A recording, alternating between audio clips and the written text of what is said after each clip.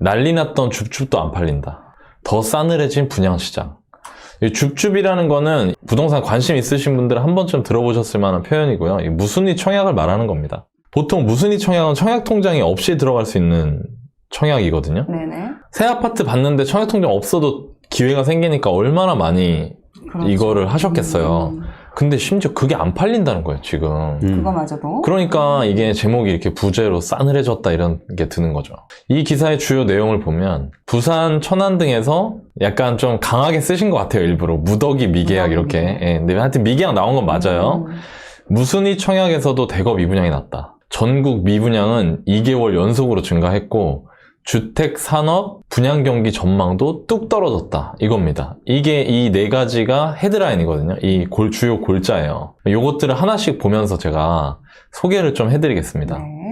자, 무순위 청약도 미달이다. 18일 한국부동산원 청약홈에 따르면 지난 17일 무순위 청약을 받은 부산 4구 하단동의 4 삼정 그린코아 더시티는 총 7개 주택형 가운데 5개가 미달됐다. 지난해 12월 본청약에서 전 주택형이 마감됐지만 이후에 당첨자 중에 미계약이 있었고 또 적격이 아닌 분들 당첨 취소가 나오면서 216가구 중에 절반이 넘는 122가구가 무순위로 나왔던 거죠. 그럼 좀 정리를 하면 무순위 청약이 뭐냐? 무순위 청약은 일반적으로 여러분들이 분양을 하잖아요. 네. 그럼 거기에 이제 그 청약 통장 가지신 분들이 막 넣어요. 그럼 거기서 이제 끝나요. 끝나면 거기서 미달이 나는 게 아니면 이제 우리가 흔히 표현하는 완판이라는 게 되는 거죠. 분양 완판. 그렇게 해서 일단 끝났는데 다 청약 마감하고 나서 이제 한 분 한 분 적격 여부 같은 걸 보고 계약을 이제 하러 오시라고 해서 계약을 하는데 계약을 하러 안 오는 거야. 자기가 당첨이 됐는데. 마음이 바뀐 거죠. 마음이 바뀐 거지. 아, 하기 싫어. 그냥 뭐 어떤 이유로. 혹은 아이고 내가 부양가족 수가 3명이 아니라 1명이었네?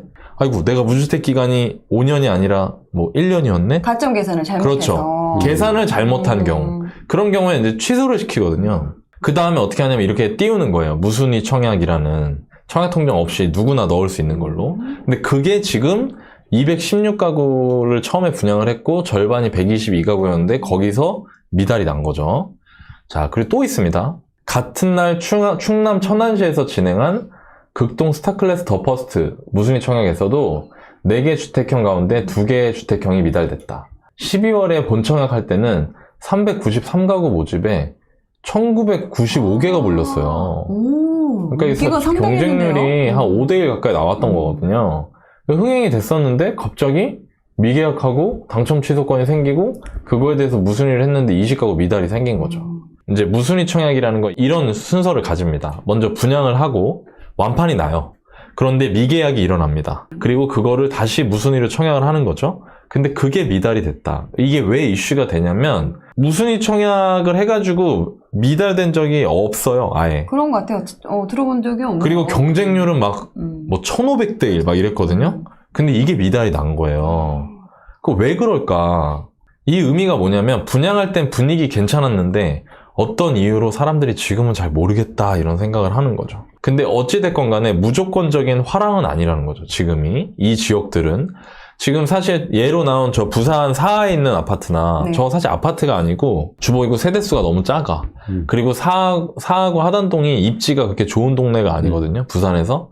그러니까 입지도 별론데 상품도 애매한 거죠. 그러니까 나홀로 같은 거 주상복합 하나 띄고 올라가는 거지. 그리고 천안에 있는 천안 극동 스타클래스 저거는 이제 천안 가보시면 아시겠지만 저희가 좀 애매해요. 저기서 이제 아래쪽으로 이렇게 철길 따라 내려오다 보면 청수청당이라고 사람들이 좋아하는 데가 있긴 있는데 저기 저 스타클래스가 들어가는 데는 조금 애매합니다. 저게 천안주공 4단지 재건축하는 거거든요. 근데 분양가가 저기는 20평대가 평당 1,000만 원이 안 돼요.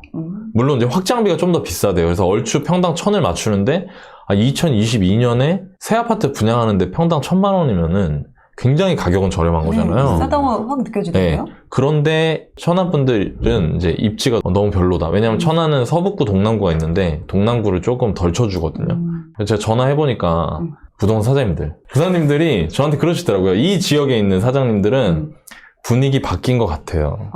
작년 제가 이렇게 물어봤거든요. 사장님, 솔직히 이거 작년 같았으면 어떻게 됐을까요? 작년 같았으면 난리 났지. 막 그냥 보지도 않지. 사람들 생각도 안 하지. 막. 이제는 무작정 달려들지는 않는다. 않는 거지. 굳이 그럴 필요 없다고 느끼는 거고, 좋은 거 하고 싶다는 거죠. 그러니까 이건 뭐냐면 약간 패닉 장세가 지나가고 있다는 거예요. 자, 팩트 체크하면 아까 앞에 건 맞다. 그럼 두 번째, 전국 미분양이 늘고 있다. 이 내용이 나왔어요. 청약 시장에서 찬바람이 부는 상황은 통계로도 확인된다. 국토교통부 미분양 통계에 따르면 지난해 11월 전국 미분양 주택수는 14,094가구를 기록해서 전달인 10월 1,475가구에 이어 2개월 연속 증가했다. 지금 얼마 늘었죠? 호크님? 자, 집중하시고요. 네. 네. 일단 세대수가 미분양이 늘어서 찬바람이 분다고 하는데 19개 늘었어요. 무더기라고 했는데 19개. 미분양이 늘어난다는 게 도대체 뭐길래 미분양 하냐. 네. 새 아파트가 안 팔린다는 거예요. 근데 기존 구축 아파트 팔릴까? 더 안 되겠죠? 그쵸. 구축 아파트 지금 싫다고 하는데. 그러니까 새거도 지금 사람들이 안 사는 마당에 기존 아파트 매수가 위축이 된다고요. 그러면서 어떻게 되냐면 일단 매매 시장의 분위기가 가라앉아요. 침체가 옵니다. 그럼 어떻게 되냐, 사람들이 집 사는 걸 두려워하게 되죠. 그쵸? 네. 그렇지만 우리 주택 시장은 모든 사람들이 강제로 참여해야 되는 강제 참여 시장입니다. 매매 아니면 임대를 선택할 수밖에 없는 그런 시장이잖아요. 그러니까 전월세로 임대로 쏠리는 거예요. 이제 수요들이. 전월세로 쏠리니까 더 안 돼. 그러니까 이제 악순환 고리가 생기는 거죠. 네. 그러니까 건설회사가 분양을 하냐? 잘 안 해요. 그렇죠. 미분양 나니까. 그렇다고 싸게 팔긴 싫잖아요? 이익이 안 날 테니까. 네, 그러면서 분양이 축소가 됩니다. 분양이 축소된 상태에서 기존에 미분양으로 쌓여있던 재고주택들 공급이 수요는 일정하기 때문에 시간이 지나다 보면 정리가 돼요. 그리고 정리가 되면 집이 모자라게 되고, 집이 모자라게 되면 여전히 심리는 매매는 안 하고 전세만 전월세를 하려고 하니까 전세가율이나 이런 임대 비율이 올라가는 거죠. 그 수요가 늘어나니까. 그렇죠. 전세가율이 올라가면서 어떻게 되냐면 우리가 흔히 말하는 매매가와 전세가의 차이가 줄어드는 시기가 됩니다. 네. 즉 사람들이 집은 안 사려고 하는데 임대만 찾는. 그러면서 어떻게 되냐면 시장이 서서히 회복이 돼요. 이 시기에 여러분들이 책이나 방송에서 전세가가 매매가를 밀어올린다. 이런 표현을 많이 보셨을 네네. 거예요. 그 시기가 이 시기가 되는 겁니다. 그러면서 시장이 회복이 되죠. 이때 거래가 활발하게 되진 않아요. 그리고 대부분 투자자들만 집을 사요. 실수요자는 여전히 집을 안 삽니다. 그러니까 매물이 10개인데 네. 전세 하나야. 그리고 사람들이 계속 전세만 찾아. 매매가 3억인데 전세가 2억 8천이었어요. 근데 2억 8천짜리 전세 나가버리는 거죠. 그럼 또 전세가 없잖아요. 근데 부동산 오는 사람들이 집값 떨어진다고 생각하니까 다 또 전세만 찾아. 전세가 없죠. 근데 갑자기 어떤 사람이 전세를 놓는 거예요. 3억에 집 내놨던 사람 중에 안 팔려가지고 아유 사장님 이거 전세 놓으면 얼마나 받아요? 그러니까 전세는 2억 9천이요. 네? 2억 9천이요. 아니 3억이 안 팔리는데요? 네 나갈 것 같아요. 그럼 2억 9천에 놨는데 전세가 나가는 거야. 그럼 그걸 본 집주인들은 어떻게 하냐? 매매가가 전세가보다 낮을 수는 없잖아요. 그러니까 올라가는 거예요. 그런 식으로 올라가는 거거든요. 그 시기가 이제 회복기가 되는 겁니다. 자, 그렇게 회복을 하고 나서 호황이 오죠. 사람들이 안 되겠다. 집 사는 게 낫겠다. 이제 눈치 빠른 사람들. 그 사람들이 집을 사면서 매매가가 이제 곡선이 가팔라지기 시작을 합니다. 자, 호황이 오니까 건설회사 어때요, 이제 좀 비싸게 분양해도 팔릴 것 같네. 하면서 분양시장 화랑이 되니까 어떻게 하냐면 분양을 왕창 합니다. 그러니까 어떻게 되냐면 또 싸요, 그게 미분양. 그러면 또 이 사이클이 다시 도는 겁니다. 이게 사실 미분양을 중심으로 한 주택시장 사이클을 제가 설명을 한 거예요. 그렇기 때문에 미분양이 늘어난다는 거는 앞으로 기존 아파트 시장 매매 분위기가 위축이 되고 침체가 올 수 있다. 이런 식으로 해석을 하기 때문에 이런 기사가 나오는 거죠. 이게 이제 의미고요. 미분양 현재 상황을 한번 볼게요. 부동산 지인에 그게 나오거든요. 부동산 지인에서 최근 11년 정도 되는 기간 동안에 전국 미분양 추이를 보여주고 있습니다. 자, 여기 보면 2010년부터 2021년 11월까지 마감된 국토교통부 미분양 통계를 차트로 그린 거고, 네. 여기 선으로 되어 있는 거는 그냥 미분양이고요. 여기 회색 바로 되어 있는 거 있죠? 이거는 우리가 흔히 말하는 악성 미분양. 집이 다 지어졌는데도 불 꺼진 집, 안 팔린 집을 말하는 겁니다. 자, 보면 10년이라는 장기 시계열로 봐도 쭉 줄어들어서 지금 거의 저치이긴 하네요. 엄청나게 적은 수치를 보이고 있는 걸 알 수 있죠. 네. 아까 기사에서 뭐라 그랬죠? 2개월 동안 늘었다. 길게 보면 미분양의 절대수는 여전히 역대 최저치에 가깝습니다. 그리고 올라간 것도 뭐 이런 식으로 급등하는 이런 의미 있는 수준으로 올라간다기보다는 그냥 진짜 여기서 보이지도 않을 정도로 올라간 거예요. 미분양이 늘긴 했지만 그래도 역대 최저치라는 겁니다. 자, 그런데 현재 수준으로는 이거 하나만 가지고 분위기 판단을 못해요. 이거는 연도별로 크게 본 거고요. 최근의 월별을 한번 볼게요. 2020년 11월부터 2021년 11월까지 최근 1년을 월별로 표시한 겁니다. 그러니까 사실 전국 단위에서 19세대의 미분양이 는 거 가지고 막 큰일 날 것처럼 이렇게 그 정보 전달이 돼버리면 사람들이 모르고 오해한다는 거죠. 그러니까 여기서 여러분들이 알아가셔야 될 건 뭐냐. 일단 미분양의 의미, 제가 아까 설명드린, 그리고 기사 보실 때 전후 관계를 좀 폭넓게 보시는 노력을 하시는 게 좋다. 지금 여기 제시된 수치가 뭐 과거 10년 대비해서 어느 정도 수준인지, 혹은 2달 동안 늘었다는데 이 늘어난 폭이 얼마 정도 늘어난 건지, 이런 거를 보시면 소위 말해서 낚이지 않고 기사를 이해할 수 있다 이거예요. 이제부터 지역별로 주요 지역만 좀 살펴보겠습니다. 이슈가 되는 지역만. 일단 수도권입니다. 서울을 볼게요. 서울의 미분양은 이때 이후에 미분양이 한번 확 늡니다. 이렇게. 네. 이게 이렇게 쭉 빠지죠. 그리고 지금까지 무려 한 6년 동안 미분양이 거의 제로에 수렴하는 수준이에요. 2014년까지 미분양이 올랐다고 보시면 되고요. 증가했다고. 2016년까지 미분양이 소진했다고 보시면 됩니다. 여러분들이 미분양 보실 때 추이를 보시는 것도 중요하고요. 양을 보시는 것도 중요해요. 근데 저는 이제 서울 같은 경우에 2,000호 정도를 보거든요. 네. 그 이유는 뭐냐면 서울의 매매가와 전세가의 가격 변동 지수로 표현한 겁니다. 파란 게 매매, 빨간 게 전세예요. 그럼 제가 여기 미분양이 증가하고 있는 구간을 여기다 표시를 해볼게요. 네. 미분양이 증가하고 있는 구간에는 매매가가 어떻게 되냐? 안 좋죠. 그러네요. 그러니까 정말로 미분양이 는다는 거는 침체기라는 거예요. 그때는. 근데 미분양이 어떠냐면 급격히 소진되죠. 네. 급격히 소진되면서 반등을 하는 겁니다. 그리고 이 기간 동안 전세가가 지금 꾸준히 오르죠. 그러니까 전세가 이 미분양을 잡아먹어 주는 거예요. 이 전세 수요가. 그러다가 이게 크로스가 되는 순간 밀어 올리기 시작한다 이겁니다. 아까 말씀드린 것처럼. 이거 보면 우리가 흔히 얘기하는 그때 샀어야 되는데 라고 말하는 시기가 2015년 정도까지거든요. 물론 2017년까지도 좋은 기회가 있었지만 정말 황금 타이밍은 13, 14, 15, 16 이때거든요. 수도권은. 2,000호를 기준으로 해서 이게 넘어갔을 때는 확실히 분위기가 안 좋습니다. 서울은. 근데 2,000호 밑으로 내려온 상태에서는 집이 남아돈다는 생각은 전혀 안 드는 거죠. 그래서 이거는 포인트로 좀 기억을 해두시면 좋을 것 같아요. 네. 경기도 한번 보겠습니다. 네, 경기도도 얼추 비슷한데 일단 규모 자체가 다릅니다. 요거는 이제 많을 때는 2만, 막 거의 3만 세대 가까이 미분양이 갔었고요. 2016년까지는 늘었다 줄었다 다시 늘긴 하지만 전반적으로 소진되지 않는 상황. 2016년도 이후에 급격하게 소진되고 경기도도 마찬가지로 현재는 거의 제로에 수렴한다. 저는 경기도 같은 경우에는 10,000호 정도를 봅니다. 그러니까 10,000호가 넘어가면 분위기가 안 좋은 시기인 경우가 많거든요. 이것도 마찬가지로 제가 표현하면 여기까지가 요 2016년까지예요. 그러니까 미분양이 10,000호 이상에서 왔다 갔다 하던 시기.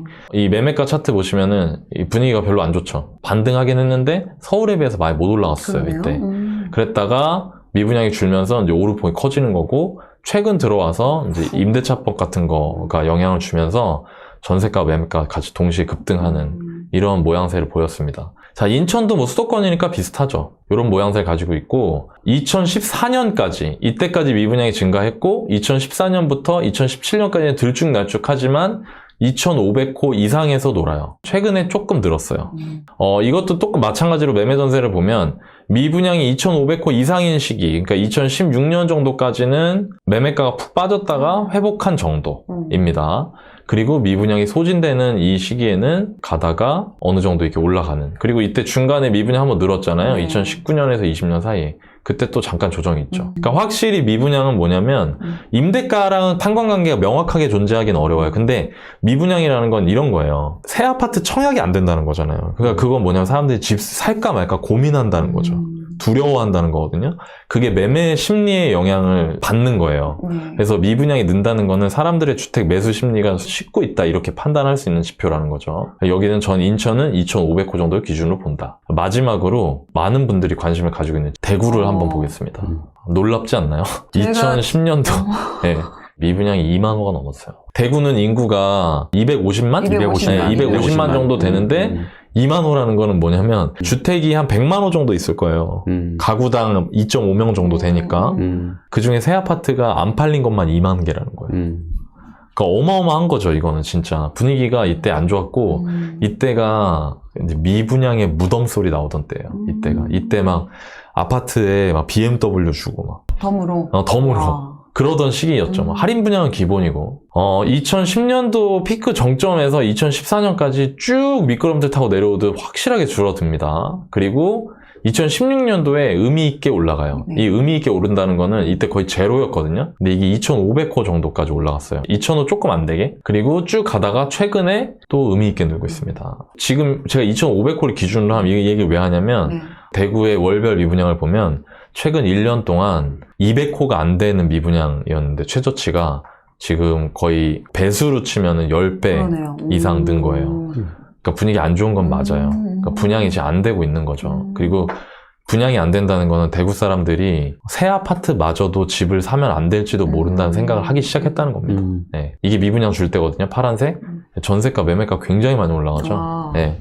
그러니까 이때 매수 심리가 확 살아나고 있다는 거예요. 그리고 이때 잠깐 늘었잖아요. 미분양이. 그때 이렇게 둔화됩니다. 확실히 매매에 영향을 주죠. 그리고 그 이후에 입주 물량이 쏟아지면서 조정을 일시적으로 받았다가 최근으로 오면서 임대차법에 의해서 굉장히 많이 올라간 거죠. 정리를 한번 해볼게요. 미분양. 전국 단위 미분양을 따지는 건 큰 의미가 없다. 지역별 미분양의 양과 추이를 동시에 봐야 된다. 미분양이 일정 수 이상으로 추세적으로 늘어나고 있다는 건 그러니까 양과 추이 전부 다 매수 심리가 얼어붙고 매수 상황도 불리하다는 거예요. 사실 사람들이 안 살려고 하는 것도 있지만 미분양이 나는 여러 가지 이유가 있는데 못 사는 경우도 있죠. 그럴 것 같아요. 네, 대출 규제나 이런 부분 때문에 이거 내가 살 수가 없네라고 생각해서 특정 수준의 가격 이상의 아파트에는 청약을 아예 시도를 안 하는 경우도 많거든요. 재당첨 제한 같은 페널티도 있기 때문에 그래서 매수 상황도 불리하다는 거예요. 각 도시별로 미분양 이력을 파악해 두시면 도움이 될 것 같다. 제가 지금 여러분들한테 이 정도 호수 이상일 때는 분위기가 안 좋았다고 했잖아요. 네네. 근데 시간 지나 보니까 어때요? 그때가 오히려 타이밍. 매수하기 좋은 시기였다는 거예요. 내가 10년을 살 거면, 그죠? 그러니까 오히려 그런 시기에 내 집 마련에 지금 분위기가 안 좋고 지금 내가 가격이 충분히 싸다고 판단이 된다면 그때 내 집 마련 하실 때 역으로 활용하시는 게 어떨까라는 생각이 들고요. 사례에서 보셨듯이 미분양이 절대적 지표는 아니에요. 미분양이 있다고 해서 무조건 전세가 막 떨어지고 이런 게 아니라는 겁니다. 아까 보면 2016년도에 경기도 한번 피크로 올라갔었잖아요. 네. 서울은 그냥 쭉 줄었고요. 경기도나 인천 같은 경우에 또 19년도에 미분양 한번 올라갔었죠. 그런데 가격 어떻게 됐죠? 어디선가 여러분이 어설프게 듣고 미분양 늘면 무조건 안 좋은 거래 해가지고 미분양 늘고 있네? 라고 생각해서 그 시기에 집을 안 사면 되게 속상할 수 있잖아요.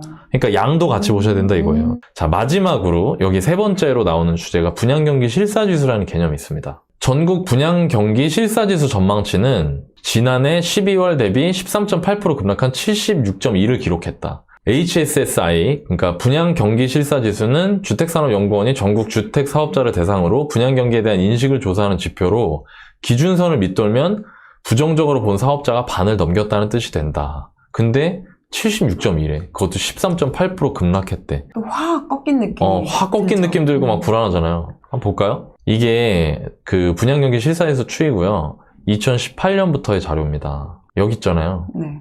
이게 70 아까 뭐 6점 얼마로 떨어졌잖아요. 네네. 솔직히 이거 급락했다며요. 근데 장기 평균 보세요. 오히려 지금 높은 거예요, 숫자가. 오히려 이때보다 더 좋아진 거예요, 지금. 최근 3년만 봐도 그러니까 최근 3년만 봐도. 그리고 이때 이럴 때 막 60이야. 만약에 예를 들어서 이때 기사가 나왔어요. 전달 뭐 3개월 전에 80 넘었었는데 60으로 급락했다. 전망이. 2018년 11월 달에 집 안 샀으면 속상하잖아요. 네네. 2020년 3월이 최저였고요. 아이러니하게도 이때 집 사기 좋은 시기였어요, 진짜. 무슨 지수 보고 앞날 예측할 수 있으라는 생각을 아예 안 하는 게 낫다. 이런 거에 내가 휘둘리면 공부가 덜 돼 있다고 판단하시는 게 좋다 이겁니다. 네. 자, 오늘 정리해 보겠습니다. 첫 번째, 대세 상승이 아닌 지역별로 개별화될 수 있는 상황이다. 지금. 이거는 제 오피니언이 들어간 거예요. 여러분들이 참고하시면 좋은데, 사실 작년, 재작년에는 진짜 뭐 안 올라간 데가 없어요. 근데 지금 분명히 뭐 대구 미분양 제가 아까 말씀드렸고 숫자가 2,000호가 넘어갔습니다. 의미 있는 숫자예요, 이거는. 왜냐면 2016년도에 한 2년 정도 조정장 올 때 대구에 네. 그때도 2,000호 넘기질 않았었거든요, 미분양이. 네. 지금 늘고 있고 무엇보다 거래가 전혀 안 되고 있다. 기존 주택 시장이. 그리고 세종은 뭐 KB 지수로도 지금 떨어진 지 거의 1년 가까이 다 돼가요. 벌써 한 8, 9개월째 떨어지고 있고 실제로 신고가 대비 15%에서 20% 정도 떨어진 가격에 실거래가 됩니다. 간혹 가뭄에 콩나듯 되는 실거래도. 그러니까 뭐냐면 작년, 재작년처럼 전국 서울부터 제주까지 모든 시장이 다 오르는 게 아니라 네. 이제부터는 개별화될 수 있는 상황이라 이거예요. 시장이 도시에 따라서. 분위기가 좋지 않은 지역의 경우 좀 전에 말씀드린 미분양으로 표현될 수 있기 때문에 도시별 미분양을 한번 주의 깊게 살펴보시는 것도 도움이 될 것 같다. 네.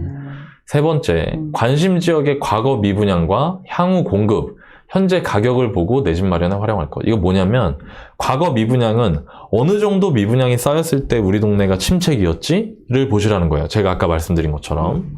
그리고 동시에 꼭 보셔야 되는 게 입주를 보셔야 됩니다. 미분양이 없다가도 입주 물량이 너무 많이 쏟아지면 분위기가 갑자기 식으면서 매수 심리가 쫙 죽고 2년 뒤, 3년 뒤에 분양이 떨어지는 시기에 분양하는 거는 갑자기 사람들이 청약을 안 넣으면서 미분양이 늘 수가 있거든요. 그러니까 향후 공급도 앞으로의 미분양 추이에 영향을 준다는 거예요. 네, 그래서 공급을 보셔야 되고 무엇보다 중요한 거 가격을 보셔야 된다. 가격. 예, 내 이 가격이 비싼 가격인가 아니면 싼 가격인가. 싸다고 생각되면 미분양이나 공급이 많다고 하더라도 매수해보시는 것도 괜찮다. 왜? 10년 뒤에는 지금보다 비싸져 있을 확률이 높기 때문에. 근데 지금 너무 비싸. 근데 아까도 얘기했듯이 미분양 맹신하지 말라 했잖아요. 네. 미분양 별로 없어. 그럼 이게 가격은 떨어질 수도 있는 거거든요. 댓글에서 그럼 지금 대구로 가야겠다 이렇게 또 글 남겨주신 분이 계시는데 네. 이거 보면 안 된다고 했잖아요, 여지껏. 네. 저는 개인적으로 이 미분양이 되게 중요하다고 생각해요. 네. 그러니까 시장을 대해서 전망할 수는 없지만 미분양이 늘어난다는 거는 그 시장에 대해서 앞으로 하락장이 시작할 확률이 높다라고 볼 수가 있어요. 그리고 추이도 되게 중요해요. 일단은 근데 이제 여러분이 기대하는 것만큼 뭐 10년간의 지표로 봤을 때는 팩트는 미분양이 아주 많지 않다. 그리고 이제 지금 사실 미분양이 나는 것들은 여러 가지 요소가 있는데 첫 번째는 대출이 뭐 잔금 대출이나 여러 가지 규제 지역에 따라 가지고 이제 안 되는 부분 때문에 그런 부분 때문에 이제 못 하시는 분도 있고 또 요새 뭐 신문 기사에서 떨어진다는 얘기가 나오니까 또 여러 가지로 또 좀 네. 불안한 마음도 있는 것 같아요. 가격이 계속 오르다가 지금은 이제 멈칫멈칫하니까 그런 부분이 있는 것 같고 그다음에 이제 광주에서 좀 약간 좀 안 좋은 일이 있었잖아요. 네네. 네, 그래서 맞아. 내가 한 것도 이렇게 되면 어떡하지? 뭐 이런 생각들도 하시는 것 같아요. 그러니까 전체적으로 좀 이런 분위기를 보면서 분위기를 좀 더 볼까? 예, 또 이제 미분양 는다고 하는데 또 뭐 사실은 그 는 거 자체가 아까 나님 얘기한 것처럼 뭐 몇십 호 단위의 네. 굉장히 작은 거지만 그래도 좀 더 분위기 눈치를 볼까? 그런 것 때문에 그렇지 않을까 생각이 들고 만약에 이런 부분 때문에 내가 들어갈 타이밍을 보는 분이라고 하면 아까 말한 것처럼 뭐 월별로 통계청에서 네. 나오거든요. 그 미분양이 감소되는 그런 부분들을 보면서 이제 하시면 되지 않을까라고 생각이 들어요. 네. 네. 부동산 지인에 들어가면 또 확인할 수 있는 너무 그런 금방 방법이 뭐 클릭 몇 있으니까요. 번이면 볼 수 있으니까. 부동산 지인으로 보서 본인의 지역을 한 번 더 확인해서 또 보는 것도 도움이 되실 것 같습니다. 네.